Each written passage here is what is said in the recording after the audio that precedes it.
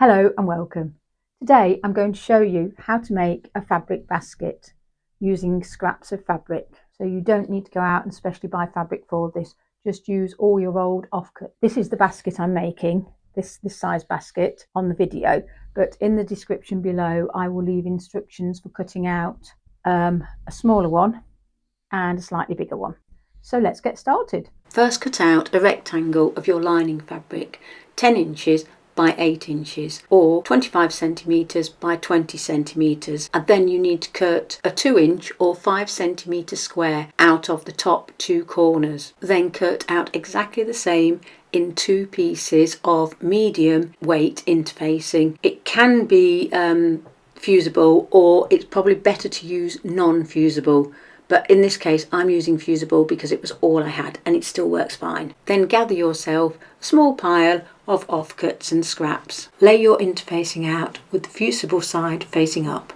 And then we're going to roughly plan out the order we'd like our scraps of fabric to go in. So I like to start with something in the middle, like a square, or in this case I think it's a 5-sided shape. It doesn't really matter, but something a little bit squarish in the centre, and I like to build around the sides. So I get a rough idea of my first few pieces that I'm going to lay out. If I don't like something, I don't put it in, and I keep going till I've got probably the first 6 or so pieces of fabric lined up, ready to go, and then I'll take them over to my sewing machine, ready to start sewing.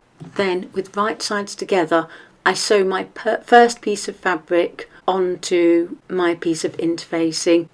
You can back tack at the start and the finish. I usually do, just to make sure, but I don't think you necessarily need to. So there's my first piece going on, as I say, with right sides together.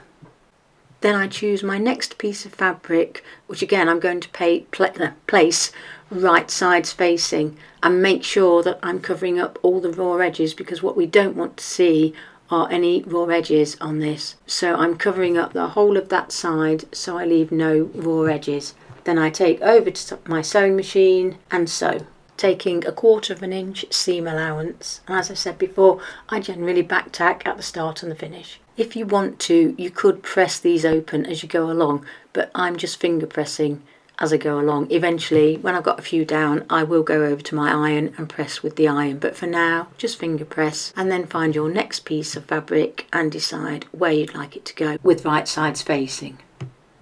And then sew, taking your 1/4 inch seam allowance. Trim off any loose threads as you're going along.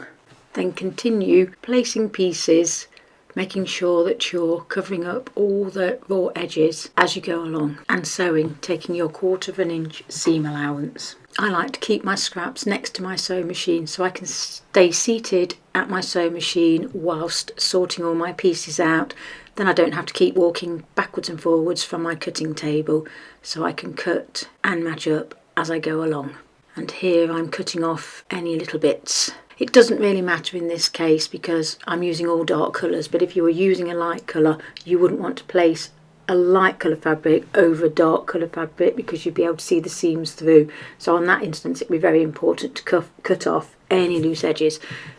But here it doesn't really matter too much. It's beginning to take shape now, and I'm liking the look of it. Some of the fabrics I'm using more than once because I wanted to keep it within this same blue colour scheme. And by this stage I'm starting to do 2 sides at a time because because they're not too close to each other. So I pin one side on, move around to the opposite side, and I can also pin that on so I can work on 2 sides at a time. And something you have to be very careful of when working with scraps, as you can see here, I've got a split in my fabric, so you've got to avoid that. So I've had to bring this next piece down a little bit to avoid it because we don't want that to be showing. I went ahead and sewed these 2 pieces down but forgot to film. At this stage it's a good idea to give it a good press actually, but being very careful not to iron on your interfacing if you're using fusible interfacing. Obviously if you're not using fusible it's not so important, but you don't want to get the sticky stuff all over your iron. So iron very carefully,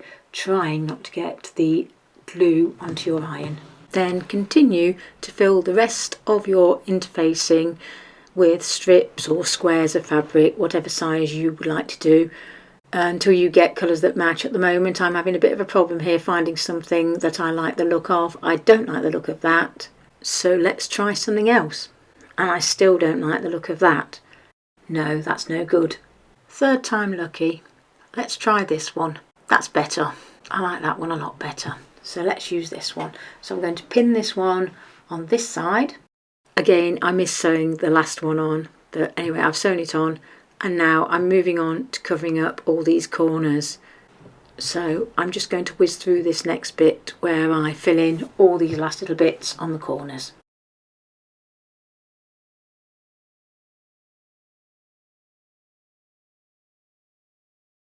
When you've attached all of your small pieces of fabric, give the whole piece a good press and then flip it over and trim off all the excess fabric to be level with your piece of interfacing. And then repeat the same process all over again with your second piece of interfacing.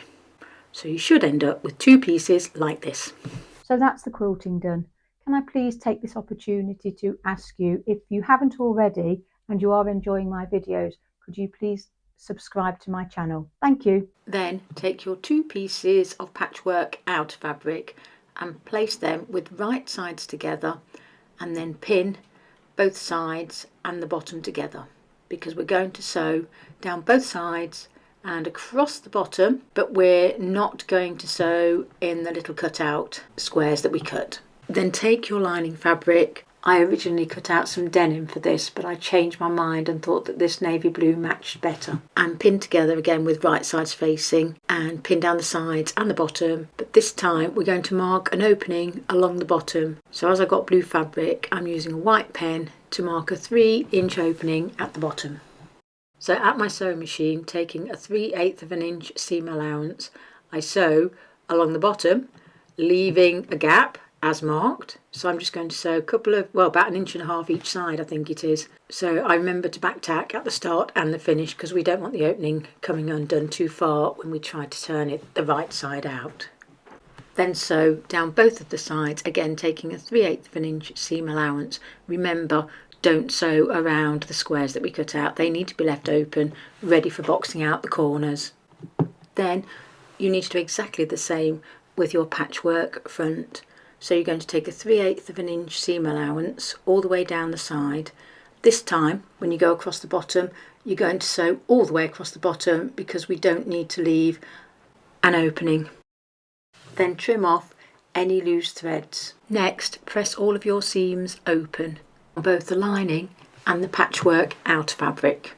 Then, to box out your corners, put your hand inside and find one of the openings, and then match up the side seam with the bottom seam of that particular opening and squash them together, and then pin or clip in place. Then repeat this process on all of the corners. So you've got 2 on your outer fabric and 2 on your lining fabric. Match up the side and bottom seams. Then sew across all of your 4 corners, taking this time a 1/4 of an inch seam allowance, back tacking at the start and the finish. And then repeat exactly the same process with your lining. With your quilted fabric facing the right way out and your lining fabric the wrong way round, place your quilted fabric inside the lining fabric. Clip together, first matching the sides, and then you continue to clip or pin together all the way around. Before sewing around the top edge, remove your sewing machine's extension table if you have one. This will make life a lot easier for you. Then sew all the way around your top edge, taking a 3/8 of an inch seam allowance, or 1 centimetre seam allowance if you prefer centimetres, back tacking at the start and the finish, and removing your pins or clips as you go around. Next, you're ready to turn your basket the right side out. So find the hole you left in the lining at the base and very carefully pull your patchwork basket through the hole.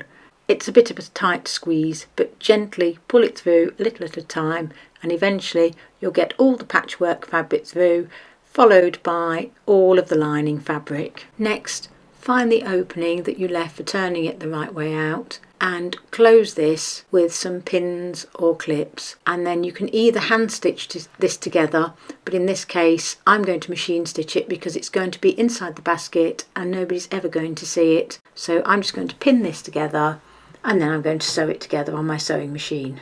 At your sewing machine, sew your opening closed, trying to stay as near to the edge as possible, but obviously making sure you catch in both sides of the fabric. Then push your lining back inside the basket and gently roll over the top edge so that your lining is on the inside and your patchwork on the outside, ready for pressing. Then using a nice hot iron, press under your lining, making sure that none of the lining is visible on the outside. Then if you like, you can top stitch around the top edge. Unfortunately, I forgot to film this, so I'm going to do this for a second time. If you like, you can turn over the top edge to give yourself a little bit of a turnover at the top. It also makes the basket a little bit more stable, but you don't have to. You can leave your basket as it is. But for this one, I'm going to roll the top edge over. And there it is, a finished fabric basket, all made from scraps of fabric. Thank you very much for watching. I do hope you enjoyed the video. If you did, could you please give me a thumbs up?